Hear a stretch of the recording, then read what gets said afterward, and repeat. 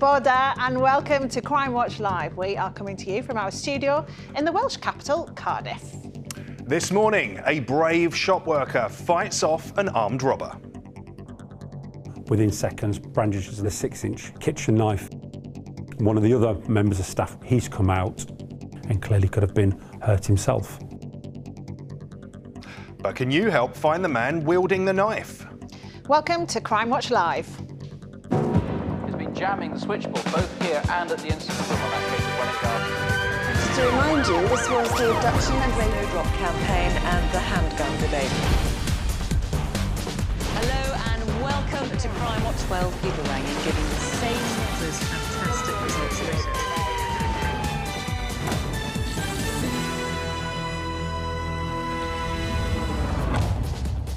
Thanks for joining us this morning and thanks for your calls yesterday, particularly on the theft of those really expensive handbags. We have passed all that information over to the police. Yeah, thanks so much for that. We'll be hearing more incredible stories from the front line of policing, including how a man pretending to be a paramedic in order to sexually abuse women was finally put behind bars. He came across as very smug, and I got the feeling that he felt that nobody would believe the victims and what they'd said, and I honestly think he believed he'd get away with it. Well, he didn't. And South Wales Police are also with us asking for information about missing Charlene Hobbs, a 36-year-old mum whose disappearance they are treating as murder. And we'll be talking about the power of a good bedtime story. We're meeting the charity keeping kids connected to their parents who are behind bars.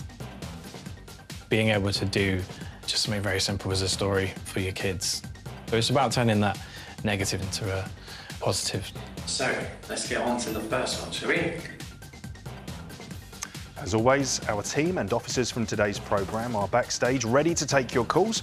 All the ways you can get in touch can be found by following the QR code. You just scan the code with your phone's camera and it will direct you to our homepage.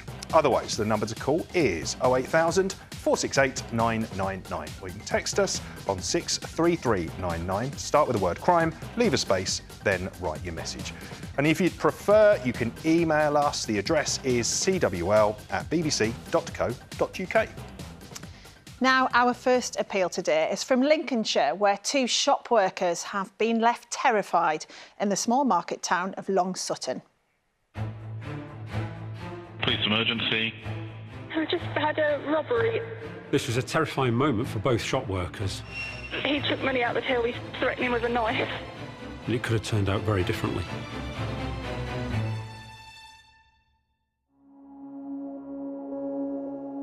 Long Sutton is a quiet market town in the South Holland district of Lincolnshire. It has a good selection of shops and crime is considered low. I've been working here at Gedney Newsagents for 20 years, and it's a lovely place to work. It was just a normal morning. But on Saturday the 29th of March, this was about to change. Police emergency. Hiya, I just had a robbery at Gedney's Newsagents, Long Sutton. The call came into Lincolnshire Police just after 5:30. He's leant over the till, took money out of the till. He's threatening him with a knife. This is a very rare crime for Long Sutton. We don't get many robberies, certainly don't get any armed robberies in the area. Officers are aware. We've got it on as an urgent, so officers are travelling, okay. I got to the store. One of my colleagues from Response was obtaining statements from the staff that were there. My initial thoughts were to see what CCTV is available. Police started to build a timeline of events. The store opens at 5:30 in the morning. The staff were waiting at the back of the store for the papers to be delivered. Whilst they're out the back, the males walked into the store.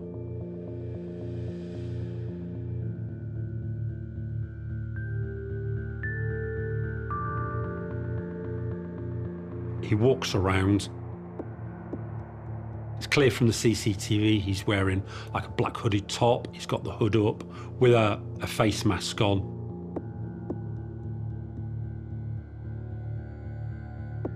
After checking the coast is clear, the male attempts to open the till. before being interrupted by a staff member who walks over to serve him. Asked the member of staff for a packet of cigarettes, and then within seconds brandishes the 6-inch kitchen knife.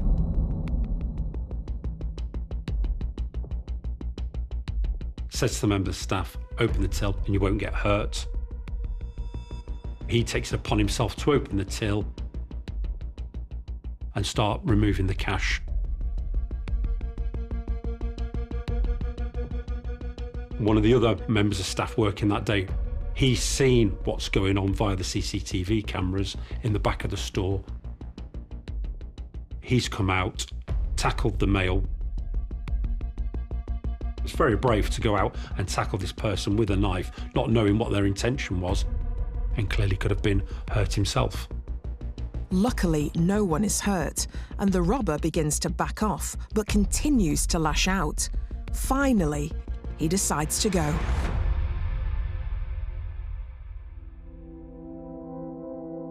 This was a terrifying moment for both shop workers, and it could have turned out very differently. I was in complete shock. I didn't know what to do. I'm really grateful my colleague was there. This was an awful thing to go through. The male took approximately £80 in cash and a packet of cigarettes, but in the scuffle, he dropped approximately about £15. I've then gone and done a CCTV trawl. There was a private address that had some CCTV of him coming up their driveway and then making his way back down their driveway, which led to the park that was behind the properties. Police were unable to track him any further, but there are some clues in the CCTV. The suspect was wearing a black hooded top with a face mask and sort of like grey blue trousers. They were darker at the bottom than they were at the top. He had a 6-inch kitchen knife in his left hand, which didn't have a glove on, and in his right hand wearing a black glove that he used to open the till and get the money from the till. We're very keen to catch this individual, clearly very dangerous, and would like to catch him before he goes on and does this again.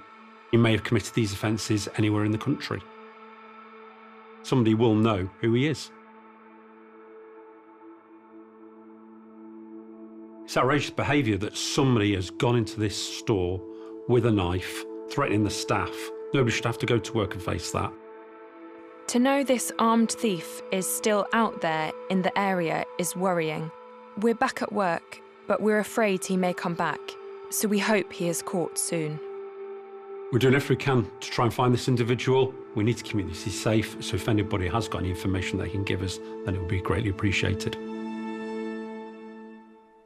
Well, DC Matt Wharton from Lincolnshire Police is here with me now. Thank you for coming in. First of all, can we just talk about how brave the shop worker was? Because as you rightly said, you don't expect to go into work and have that happen, do you? No, not at all. Yeah, he was extremely brave in the circumstances, and you can see from the footage that he's at the back of the store, sees what's going on the CCTV, then runs out and tackles the male who's got this knife. Yeah, unfortunately, the shop workers were OK, but clearly terrified from the incident. Oh, yeah, frightening incident, but, yeah, luckily nobody was hurt. Yeah, so someone threatening somebody with a knife, I mean, clearly needs to be caught. So should we go through the details of this? Take us back to the beginning of what happened. Yeah, so the shop opened at 5:30 on the morning. They'd only been open about 10 minutes when this male walks in. He walks around the store before going to the counter and asking for a packet of cigarettes. As you can see, he tries to open the till himself, asks for the cigarettes, and then on being passed a packet of cigarettes, then brandishes a knife and then opens the till himself. Yeah, and you've obviously got the CCTV and then this shot as well. I mean, how would you describe the suspect? Because it's well covered, which in itself was suspicious because it wasn't a bad weather day. But how would you describe the suspect? Yeah, he was quite wrapped up well for considering it wasn't that cold. But from the details we've got, he's a white male, aged in his 40s, he's got like a black hooded top underneath his jacket, again with the hood up, this face mask, and then these sort of distinctive two-tone grey trousers where they're sort of darker at the bottom than they are at the top. Like a tie-dye. You don't see many of them about, do you? Yeah, and we can see him as well walking outside because he's got a bit of a distinct walk. Yeah, it's as if he's got sort of a limp as he's walking along, and it's whether anybody sort of recognises his walk from the CCTV. Yeah, so a few bits to go on there. And should we talk about where this shop is as well? Because that might jog people's memories, might So, yeah, the shop's down in Long Sutton, which is in South Lincolnshire, near to the border with Norfolk. And you can see on here we've got the newsagents, and then the footage that shows the driveway goes up is just here, and then obviously runs, and we lose him in the park area at the back of the store. So it sounds like the suspect clearly knows the area, given he's able to get himself to the park and knows where to go. I certainly think he's done his homework on his escape route from the store. Yeah, yeah. So who do you want to hear from? What do you want to hear? Anybody who recognises the male, certainly his distinctive trousers, then would be very grateful to anybody who can put some names forward for us. Yeah, we want to find forward. Yeah, we want to find this man, don't we, Matt? Thank you so much. Well, if you recognise him, get in touch. All the ways to do that are on the screen below. See what that brave shop worker from the newsagents might want to hear from some guests we're talking to later, who are now volunteering with their local police force. Now, though, I'm joined by DI Graham Williams from South Wales Police's Major Crime Unit. Graham, welcome to the programme. You've got a really important, urgent appeal you want to bring us right now. Tell us more. Yeah, that's right. So it's in relation to Charlene Hobbs, a 36-year-old vulnerable female from Cardiff, very well known in the Riverside, Adamsdown and Splot areas. So Charlene went missing on the 24th of July, 2024. She was then missing for a period of months before the investigation was adopted by my team in October 2024. And despite our best efforts, we haven't been able to establish any proof of life for her since that point. So of March this year, it was designated as a no-body murder investigation. However, we are very much keeping an open mind regarding what may have happened to Charlene. What can you tell us about the last known sighting of her? So the last known sighting of Charlene was on the 24th of July, 2024. That was at 6:07 in the morning, and that was on the Broadway in Cardiff. Through our inquiries, we identified a photograph of Charlene taken in a flat on the Broadway, and that's been the last proof of life that we've been able to establish for her. I mean, obviously, this has caused a massive amount of worry and pain for her family. They're understandably worried sick, and they have told us, Charlene, if you are able to, please contact someone to let us know that you are OK. We all miss you and love you. Love, Mum and Dad. Very, very powerful words there. Graham, there is some CCTV that you want to show us here today. Can you just talk us through what we're seeing? Because this may jog someone's memory if they're watching at home. Yeah, so this is from the 23rd of July 2024, so this is the day before Charlene's disappearance, and this is from the Morrison's Daily on Moira Place. She entered the store around 4 in the afternoon. So again, we don't think there's anything outstanding within that CCTV footage, but we feel it could jog people's memories just in terms of her movements and Charlene's appearance. Yeah, let's hope so. Now, this has been a huge investigation, huge inquiry for you and your team so far. Just give us an idea of the scale of what's happened so far. Yeah, very large and complex investigation for us. Over 400 people spoken to, over 600 premises visited, over 1,000 hours of CCTV gathered and viewed. Searches across South Wales with multiple resources, including search officers, drones, divers, sonar. And part of our search inquiries, we have a particular interest within the Caerphilly and Macon areas due to some information within the investigation. So any information relating to those areas, the end of July, beginning of August last year, would be really helpful to us. Yeah, we need that information. Now, as part of this large-scale investigation, a vehicle has come to your attention that you'd like to know a bit more about. We can see an image on the screen here. Just talk us through this. Yes, this is a red Nissan Micra, really significant in the investigation for us. We know it was being used at the time of Charlene's disappearance. So any information regarding that, particularly in the Caerphilly Macon areas, would be helpful. We know that it was red initially. A couple of months later, it was painted black, and that it was then found burnt out on the 29th of October in St Helens Close in Abergavenny. OK, now, arrests have been made as part of this investigation. Are you able to say any more about that at this stage? Yeah, so initially 2 persons, a male and female, were arrested. They've both been released, no further action. We do currently have a 46-year-old male on bail, with inquiries ongoing. That being said, we are very much keeping an open mind. So again, any information could be useful to us. Could be useful and could be absolutely crucial. So today, who do you want to hear from? We want to hear from any friends or associates of Charlene that may have any information regarding her disappearance, information from residents of Riverside Adamstown Splot who may know something or may have seen some suspicious activity at that time, particularly the residents of Caerphilly and Macon, if they saw anything suspicious around the end of July, beginning of August, particularly around that red Micra, and just that appeal on behalf of Charlene's family, really. She is a much-loved daughter, sister, and mother, so just So that sad. appeal for them. So sad. There is a Crime Stoppers reward available as well of £20,000, which is available until at least the 24th of October. So if people don't feel comfortable reporting to us, they can report anonymously to Crime Stoppers. Yeah, that's really important. And there is actually a portal, isn't there, where people can get information direct to you, and that could be absolutely crucial as part of this investigation. Graham, thank you for joining us today. So, if you do know anything about Charlene, please do get in touch. You've heard how much this clearly means to her family.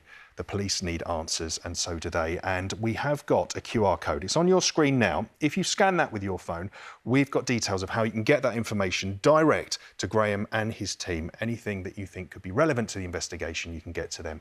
Do try that now. Thank you. Now, our next film looks at how a sinister rapist who used a range of disguises to win the trust of women he went on to assault was put behind bars. Now, this film contains some upsetting descriptions. Online, he was giving off good, trusting vibes. He would chat to the victims for a few days to a few months. But we now know from all the evidence that as soon as he met the victim, he had other ideas.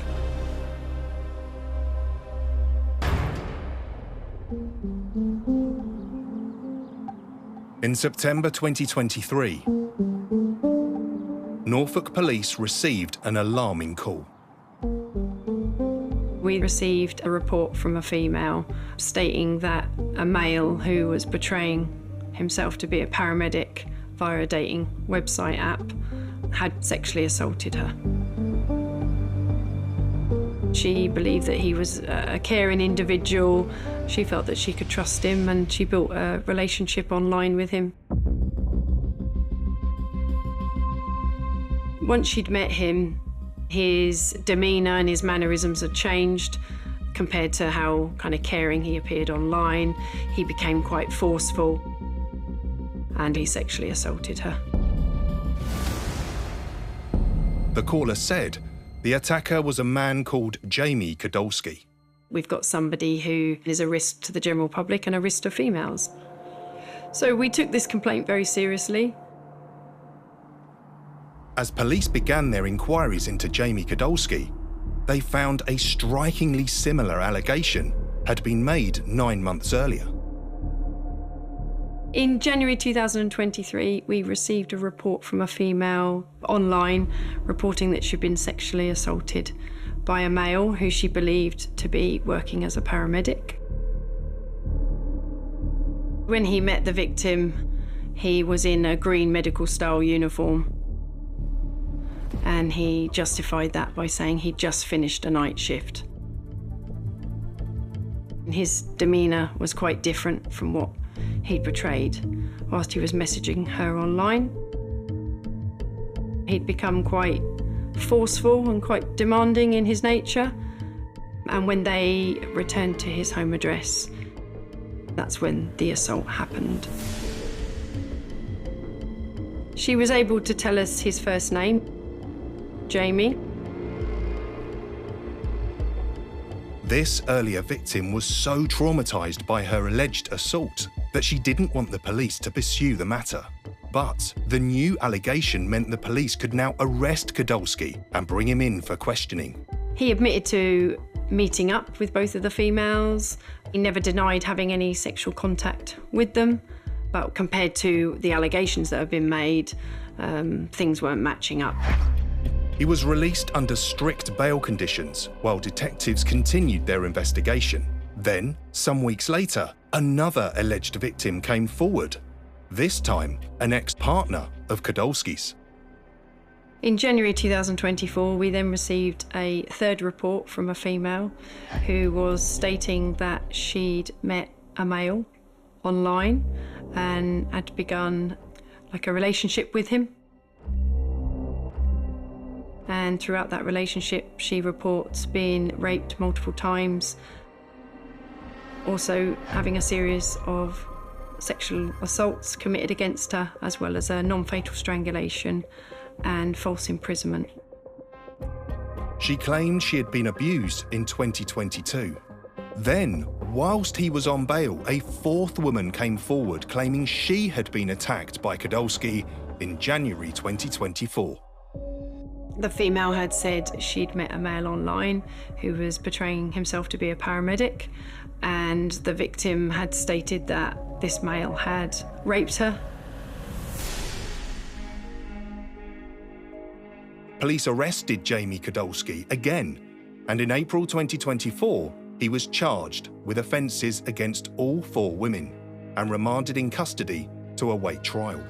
I'm going to have to place you under arrest on suspicion of trafficking, drugs and Nigeria. Suspicion of sexual assault, suspicion of rape and suspicion of sexual assault. Jamie appeared quite put out, to be honest, and acted like it was quite an inconvenience for him. He didn't seem particularly worried at that point. You're not taking my phone. I've literally gotten that within the last few days, so I want that back as soon as possible. He was concentrating on his device being seized by police and seemed quite concerned about that. There'll be nothing you can get on that. Okay. But that was an essential piece of evidence, potentially, for the investigation and what content that might have on it.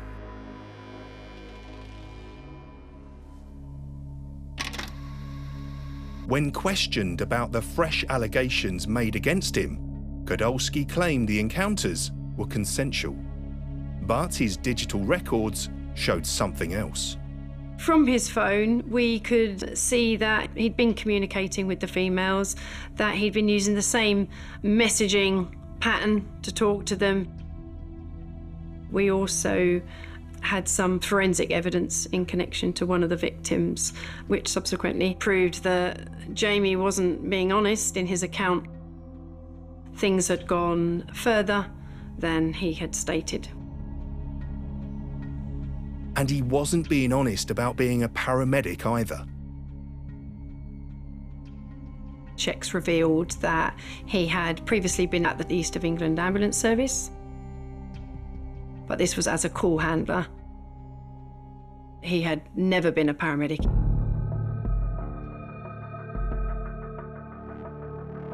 He had gone to extraordinary lengths to present himself as a key worker. We seized various items of uniform,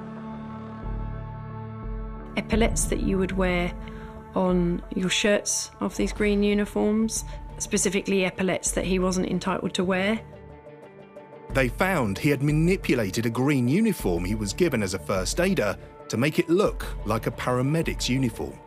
We also found medical ID cards that were either from previous employment or they were cards that he'd in fact tampered with and was using to portray himself in a more senior role that he wasn't entitled to be in.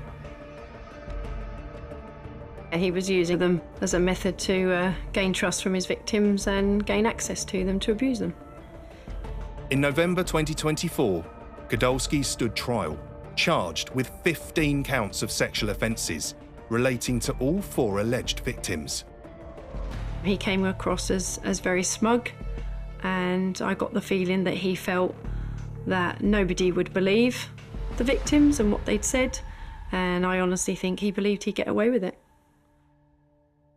In November 2024, Kadolski was convicted of 3 counts of rape and 6 counts of sexual assault, but cleared of the attacks alleged to have taken place when he was on bail. He was sentenced to 12 years in prison. His crimes have had a lasting impact on his victims. Seeing ambulances and paramedics fills me with dread because although I have since learned Jamie is not a paramedic, I still have such a negative connotation around them. I feel shame just thinking about it. I no longer have friends, and my relationship with my family will never be the same. I can't hug them or bear to be touched, and they don't know why. I blame myself for what happened to me, and I still do today. I stopped doing anything that made me feel good because I believed I didn't deserve it. I think it was really, really brave of them, and to have the courage to stand up and tell him exactly how he's affected their lives and how he's made them feel. But because he was travelling throughout the UK at different times, it's not beyond the realms of possibility that he may have committed offences against other females. And if that is the case, I would urge them to come forward so we can get justice done for them. Gosh, what a relief he was caught. Yeah, very much so. Good result there. Now, AI was something barely anyone knew much about just a few years ago, but now its benefits and applications are literally everywhere. But there is growing concern around how it can be used to exploit and groom young children. Yeah, it's really terrifying. I know us as parents rather really worried about this. Well, to talk about it, we are joined by Ian Drennan, who's Executive Director of We Protect Global Alliance. It's an organisation focused on combating the threat of child sexual abuse and exploitation online. Ian, a big job you have. Tell us a bit more about your organisation. So we were launched in 2020 as an independent organisation, and recognising that child sexual abuse and exploitation online is a global problem, it needs a global solution. So we brought together over 330 governments, private sector companies, civil society, intergovernmental organisations to develop solutions to this crime. We produce research, we drive collaboration, and we try and put together policy solutions to end this terrible crime. Yeah, really, really important job there. So today, you're speaking about generative AI. Can you just explain what that is and why there's so many concerns around it? So, just as you said, there are so many opportunities that come through from AI, but like any new form of technology, we're seeing perpetrators exploiting it for their own ends. So firstly, you've got AI-generated child sexual abuse material. So that's where you're creating kind of photorealistic images that are entirely synthetic. Then you've got so-called deep fakes, where you're taking perhaps an innocent picture of a child, and then you're using that to create explicit images of them. And then finally, you're seeing perpetrators using AI to supercharge, to enhance pre-existing techniques like grooming, where they're looking to meet children online and get them into risky situations. Gosh, it's incredible, isn't it, what can be created by it? So what are you guys doing about it, and how much of a problem is this? I mean, this is a significant and growing threat. So one of our members, the Internet Watch Foundation, they find that compared from 2023 to 2024, there had been a 380% increase in AI-generated child sexual abuse material. What we're seeing is this is now complicating the law enforcement response. So you've got a lot of photorealistic, indistinguishable to the naked eye child sexual abuse material that's coming along. Police are having to work out whether that's a real victim who needs protection. So it's really making the response, which was already difficult, even more challenging. Even more challenging, as you say. Well, you've launched a new initiative. It's called Protect Us, and we're going to take a look at a clip now. I didn't understand what was happening. I started to panic.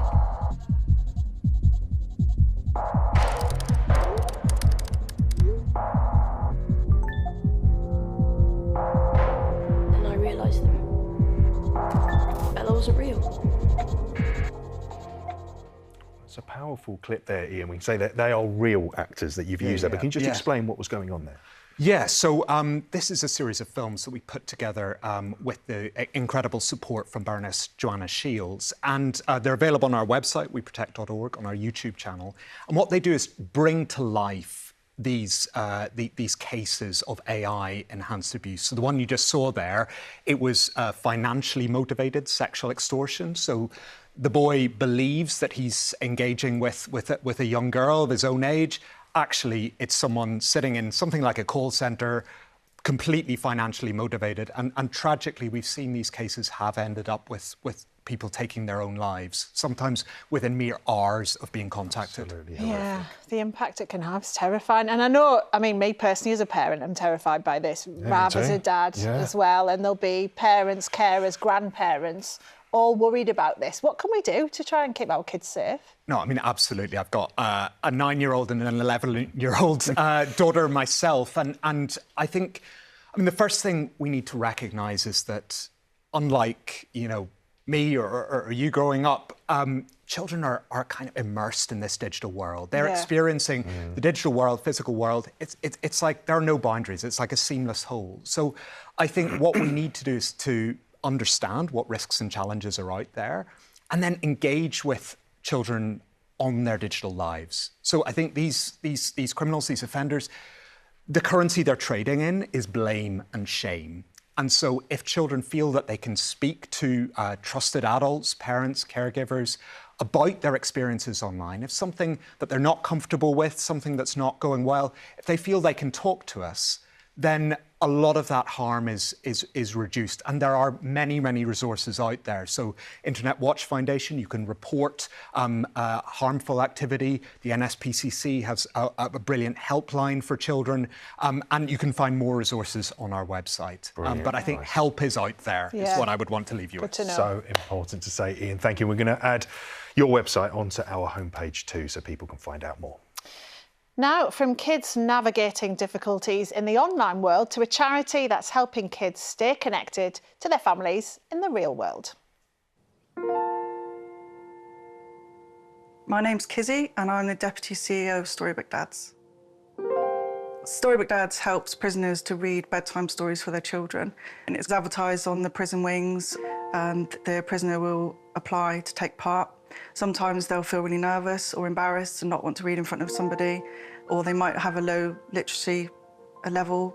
So we will go and see them and encourage them to come and take part, talk to them about their children, so they soon feel comfortable enough to sit and record with us. It shows the children that they're loved and missed during the period of separation. It makes them feel happy at home, might help with bedtimes, feeling less worried, not struggling at school. It also helps dads and mums in prison feel worthwhile as parents.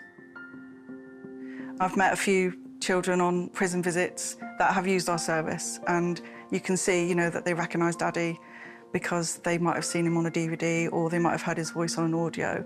It's incredibly impactful and emotional to be part of that. We, on average, produce 4,000 stories a year across 103 prisons. Initially, the stories were edited by staff, and then we created a team of prisoners that could learn to do the editing, and then that became their job Monday to Friday. And the feedback from those guys is that they felt like they were part of something really positive, and one of those was Neil. I'm Neil. I was convicted for fraud, and I was in prison from February 2023 to August 2024. I got 2 children. One was 5 at the time, one was 14 months. For my eldest, suddenly, you know, Daddy wasn't there when he came home from school. So the effect that had on him was big. For me as well, you know, used to being with them day in, day out, doing bedtimes every night, reading stories. For that to be gone was a huge impact on all of our lives, really. A big shock to the system, you know, from a quiet being at home to a crazy atmosphere where it's really loud and, you know, you're kind of on edge all the time, and just trying to get a grasp of how you're going to kind of get through this next period of time. When you're away like that, it's the little things that kind of count. I'd been in prison for roughly 3 weeks, and I put in an application to do a story for the kids. So let's get on to the first one, shall we? I really, really like this book. It's a really good one. I was excited when I spoke to them on the phone to tell them, you know, I've done this for you and it's going to be on its way. They're excited because they were getting a DVD through the post, that they'd always be asking for the next one. And I'll ask them what book they wanted, so I'd try and do the story that they wanted. Redfin, yes, miss. Tiddler, Tiddler. Tiddler's late. No, he's late. I found it quite emotional when I've done birthday stories and Christmas stories and things like that, because you know you're sending that off and you're not going to be there on that day. I hope you enjoyed that one, mate. It's a really good one, and I'll do another one for you again soon. You feel like you have failed as a dad, as a person. So being able to do just something very simple as a story for your kids. It's about turning that negative into a positive. I will obviously see you very, very soon, and love you lots. See you soon. Bye. Working now on the outside for Storybook Dads, massively proud of what I do. I know what it's like to be on that other side of the camera in that situation that they're in. So I know how much of a difference that's going to make to the kid that's going to receive it. And for me, I feel like I'm kind of where I'm meant to be. Since Storybook Dad started in 2003, we've trained over 800 prisoners to become editors. We've sent over 88,000 stories to prisoners' children. Research shows that prisoners who maintain contact with their families are up to 6 times less likely to reoffend. We've also trained about 10 other countries to copy our model. For me personally, I think it's probably the best thing I've ever done. I get to work with prisoners knowing that I'm helping them do something really valuable for their children. Around 300,000 kids every year are affected by a close family member being in prison. And they're the kind of, indirect victims, I suppose, of crime. My kids, when they talk about that sort of 18-month period of time where I wasn't around, it's always about Storybook Dads. Without Storybook Dads, I don't know quite what that 18 months would have been like. Wow, what amazing work they're doing. Well, volunteer officers have been around for 200 years, but the head count of special constables has had a dramatic nosedive. It's actually at its lowest now for 50 years. So, to tell us why they think it's so great and encourage more of us to sign up, we have with us Kelly Drew and Darren Roberts. Thanks for coming in. You're all suited and booted. Now, this is a side hustle for you, isn't it, as special constables? Kelly, tell me a bit about your life, how you got into it and what your day job is. So it was actually at a university open day with my son. I actually got chatting to a special and he inspired me to join. I wanted to join when I was in my 20s into the regular police force, but I just sort of fell into a different career. Yeah, because it's very different to your day job, which is a big one as well. Yeah, it is. So my day job, I work for a major cinema chain as an operations director. And as a special constable, I'm a response officer in a district policing team for Hampshire and Isle of Wight Constabulary, so very different. Yeah, it's fascinating. And Darren, what got you in? Well, Mum was in the Royal Navy and Dad in the British Army, so I always had that bigger sense of purpose. And I wanted to get involved in protecting people and make my son proud. During the day, I work in an adventure clothing brand, and I also did 12 years in Army Reserves, infantry reconnaissance. So I was quite keen to transfer those skills across and be part of a close-knit team again. And like Kelly, I'm in frontline response policing. I work with an amazing regular team of 12 officers who are brilliant at their job and super supportive of what we do. Yeah, and you clearly enjoy it. I can see from the smiles on your faces. Kelly, what's the training like to be a special constable? So the training is about 8 or 9 months long. Most of the training takes place at evenings and weekends, so it can fit around what we're doing. For the training, you learn a lot about police powers, legislation and also report writing, as well as more practical elements such as how to use the radio, how to keep yourself safe and first aid. And I've been really lucky to have some amazing tutors and sergeants support my training along the way as well. Yeah, training sounds so interesting. And so once you've done the training, you get the uniform, you're out there. What is a typical shift like, Darren? Well, I typically go to 5 to 6 incidents a shift with my supportive tutor.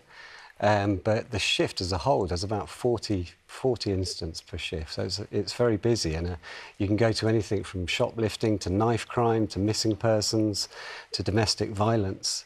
So it gets very, very busy for us. Yeah, and can you just explain for people who don't know what the difference is between a special constable and, you know, other roles in the police? Yeah, it's a great question. The special constables have a warrant card and they have full policing powers, just like regular officers, but we're volunteers. And we work alongside our talented control room operators, police constables, police staff and police community support officers in every single frontline situation. Yeah, and in terms of getting more people into this then, Kelly, what would you say? Most forces will be looking to recruit special constables at the moment, so you can look up and get some information. But we take lots of people from different walks of life, whether you're a parent, a professional, a student or a retiree. It's very flexible and it can fit around your family and home life. So if you've got that time and you think you can help someone, I would encourage you to have a little look at it. That's really interesting. It sounds like kind of anyone can have a go. Do you have to be fit, though? Because that's what I'd worry about, to be honest. It keeps me fit. Does it? Excellent. Yeah. OK, well, thank you so much for coming in to tell us about it. And if you'd like more information about it, about signing up yourself, head to the website below where you can access all the information that you need. I think you make a great cop, Steph. Now it's time for the first of this series, Wanted Faces. Police in Lancashire are urgently looking for this man. This is Christopher Spellman. He's a registered sex offender who's failed to check in with the police as instructed to do so. The 65-year-old has long scruffy hair and links all across the south coast. The last positive sighting of him was in Dorset, but he may now be in Devon, Cornwall, Wiltshire, Hampshire or Kent, and police want to emphasise that he could be living off-grid, possibly in a tent or wooded area or close to a beach. And they say he's previously had cash-in-hand jobs, such as selling fish to passers-by, so you may see him doing that kind of work.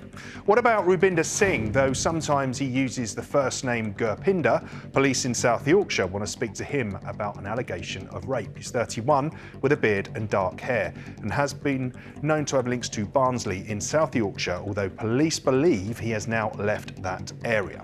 And last for this morning anyway, we got this man. This is Kyle Campbell, but he also uses the surname Manners, though it is questionable that he has any of those.